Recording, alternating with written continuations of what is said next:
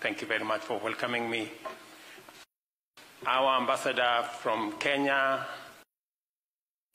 the United States, or is it the United States to Kenya, Ambassador Meg Whitman. Distinguished guests, ladies and gentlemen, good afternoon.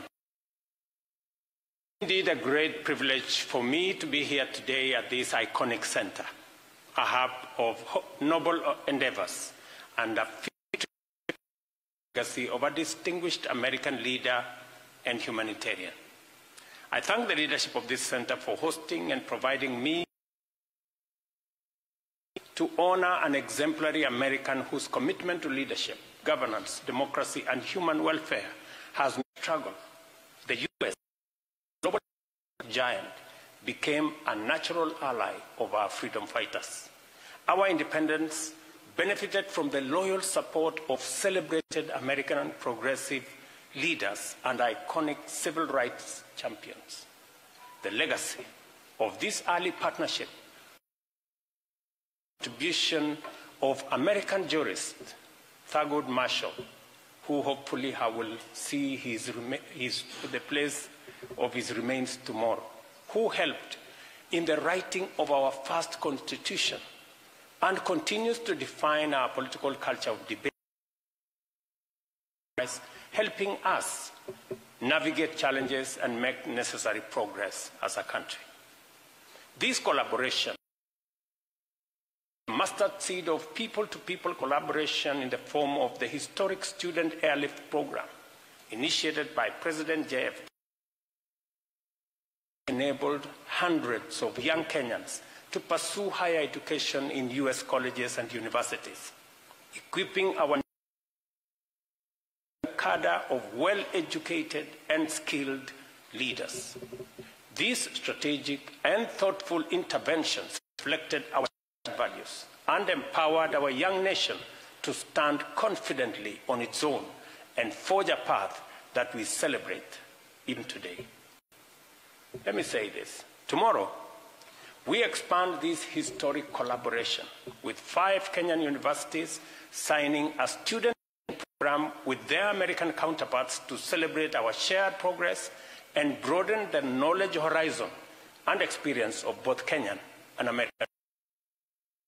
We have never looked back, neither in our determined quest to implement ambitious development programs, nor in our commitment. We continue on a path of an open society, strongly committed to greater accountability and transparency, with robust of civil society organizations who serve as a catalyst for societal progress, amplifying the voice of the people and ensuring their governance. As a fundamental component and watchdog of our civic space, the media in Kenya and international ensures that our informed citizenry is the backbone of our democracy, driving development, open government.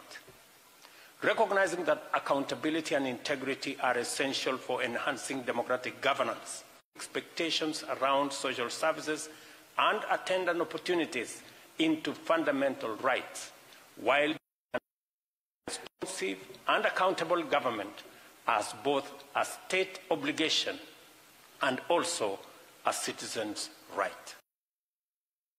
People of Kenya are the ultimate holders of all sovereign power. Leaders like myself and many seated here have an irrevocable covenant to return to the ballot every 5 years. It was particularly very interesting. There was a narrative that had been weaved that the elections will be decided by something called the deep state and the system. But to me, if the deep state was to decide or the system was to decide, a different person would be standing before you today as President of Kenya. It is the people of Kenya who decided. Over time, our Election Management Commission has gained significant capacity and legitimacy as an impartial arbiter, steadily building voter confidence. Transparent election processes, including the use of electronic systems for voter registration, election validation, and results transmission ensure the integrity of elections, making every vote count and every voice to be heard. We are ready to share our experiences in this space, even with the United States. To further ensure electoral integrity, a comprehensive, predictable constitutional framework exists for election dispute resolution. Notably, the Supreme Court has resolved disputes 4 times, including annulment of the 2017 election, in which I was a candidate. Not your election is annulled, but it is democracy, and we choose to respect.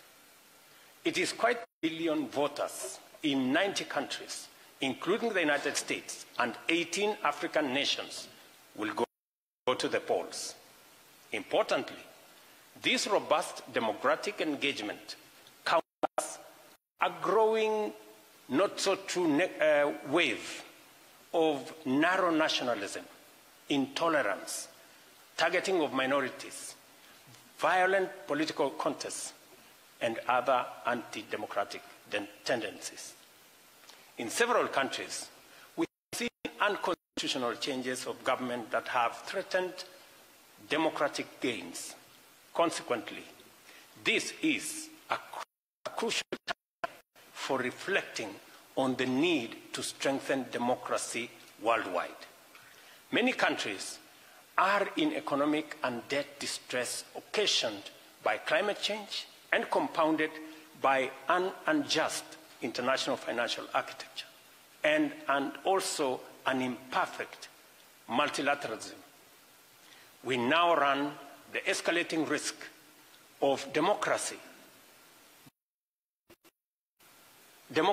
and free markets being associated with poverty and suffering, lending credence to the white democracy is or has been on the retreat in many parts of the world, including Africa. Later this week, I will have the privilege to engage with members of the American Congress, and I'm happy one of them is here, to make a case for many countries in Africa, including Kenya, seeking a just international financial architecture that will afford every developing country concessionary development financing to support our economies, build resilience against the effects of climate change, economy, and energize our democratic enterprise. Kenya hosted the World Bank's IDA 21 Replacement Summit 3 weeks ago, bringing together the African continent and the World Bank to urge our development partners, led by our friends, the United States of America, to enhance their contribution to the concessional window of the World Bank so that we can support developing countries. I believe the United States of America has a historic opportunity to lead the free world in dealing with this economic situation and give meaning to democracy and free market economy worldwide, including in Kenya and many other developing countries. Needless to say, it is a busy period for the Ketasen, intertwined with the overall well-being of humanity. In this context, Kenya has and will continue to be a leader in the search for sustainable solutions to regional and global challenges. The war in Ukraine, the conflicts in the Middle East, the fighting in Sudan, South Sudan, Eastern DRC, the Sahel, and terrorism in Somalia all demand cooperation and strategic global leadership. Kenya is leading the institutional reform of the African Union to enhance its role in economic development, peace and security, and stability across Africa, and foster infrastructure development. The United States of America has a significant opportunity to collaborate with Kenya and the broader African continent in building the institutional capabilities necessary for economic prosperity, peace and security for the 1.4 billion people living.